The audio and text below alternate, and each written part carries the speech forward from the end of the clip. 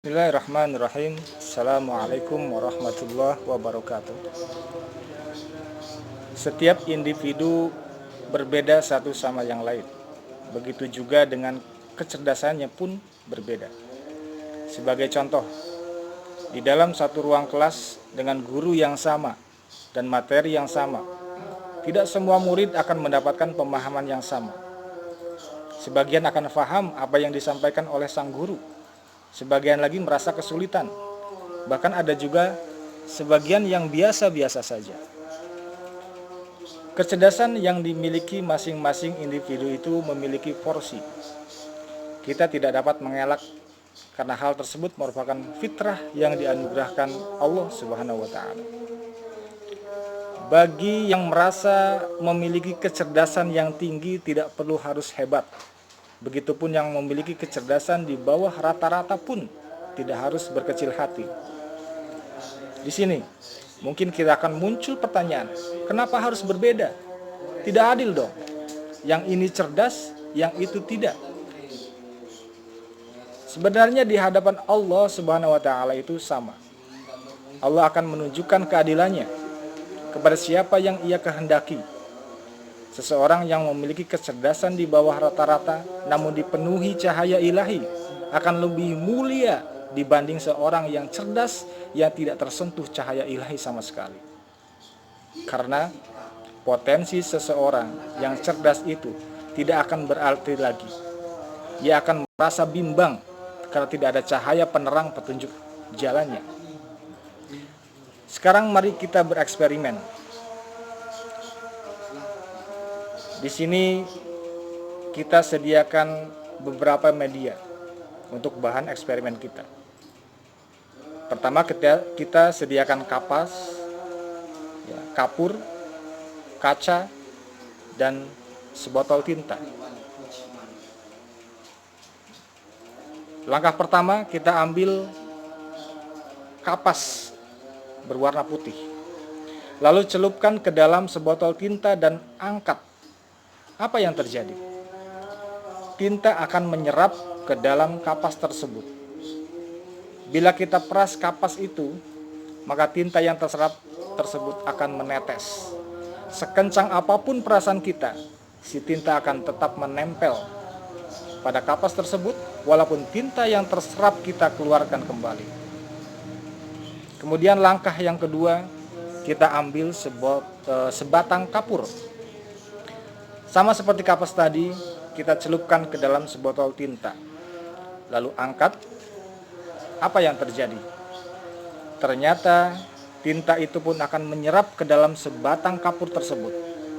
Alhasil, kapur berubah warna.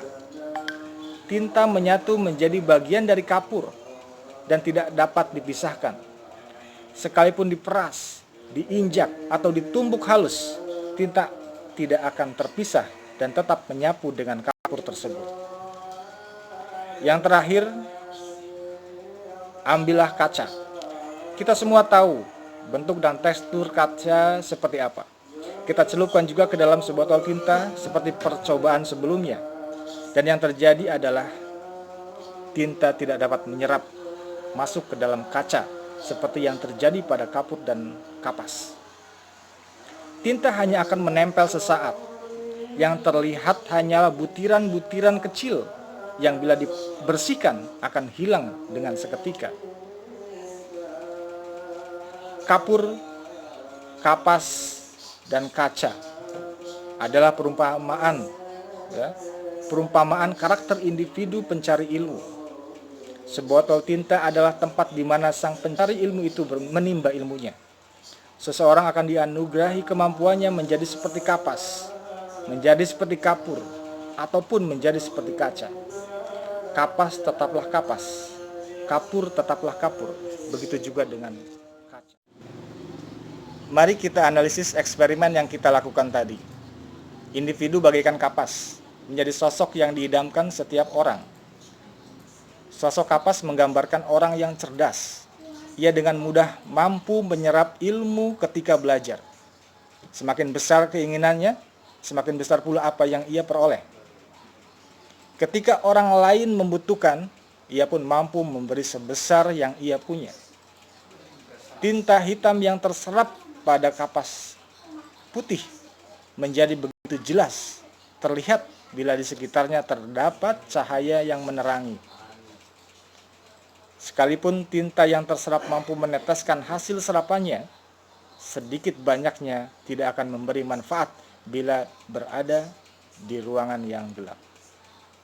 Kelebihan sosok kapas ini, tinta akan menyatu dengan kapas dan menempel dengan kuat sekalipun diperas. Ini menandakan seorang yang memiliki kecerdasan yang luar biasa. Ilmunya tidak akan pernah habis walaupun ia dikeluarkan begitu banyak, tetapi justru semakin besar dirinya, ia akan mampu menyerap lebih banyak ilmu yang didapat. Yang kedua, kita lihat kapur tulis. Karakter yang seperti ini hampir sama dengan yang pertama, yang memiliki warna dasar putih, mampu menyerap ilmu yang ada, bahkan mampu merubah dirinya menyesuaikan dengan ilmu yang diperoleh. Bila kapur tulis bertemu dengan tinta hitam, maka dirinya akan menjadi hitam. Bila bertemu dengan tinta merah, ia akan menjadi merah. Kemampuan untuk menularkan ilmunya pun menyesuaikan dengan apa yang ia peroleh. Goresan kapur akan merah bila sebelumnya dicelupkan ke warna merah. Begitu seterusnya. Tentu saja goresan itu pun akan terlihat jelas bila ada cahaya. Namun tinta yang terserap itu tidak akan mampu ia keluarkan seutuhnya. Ia sudah tercampur menjadi satu dengan kapur. Ia mudah patah. Bila terinjak pun ia akan hancur bersama tinta yang terserapnya itu. Kemudian yang terakhir adalah kaca. Ia sudah diciptakan sedemikian rupa. Kaca utuh selamanya tidak akan pernah menyatu dengan unsur air yang berwarna, kecuali dileburkan dengan tingkat kepanasan yang cukup tinggi ketika pembuatannya. Karakter ini tidak mampu mendapatkan lebih banyak ilmu, tetapi ia akan meneteskan kembali secara utuh butiran ilmu tersebut sebanyak yang ia peroleh. Lagi-lagi, tetesan ilmu ini akan terlihat jelas bila ada cahaya. Terlebih cahaya itu akan mudah masuk pada dirinya, bahkan mampu memantulkan cahaya seterang cahaya yang ada. Ilmu itu akan menjadi obor dan pita sehingga menerangi langkah kita menuju ridha Allah. Wabillahi taufiq wal hidayah. Assalamualaikum warahmatullahi wabarakatuh.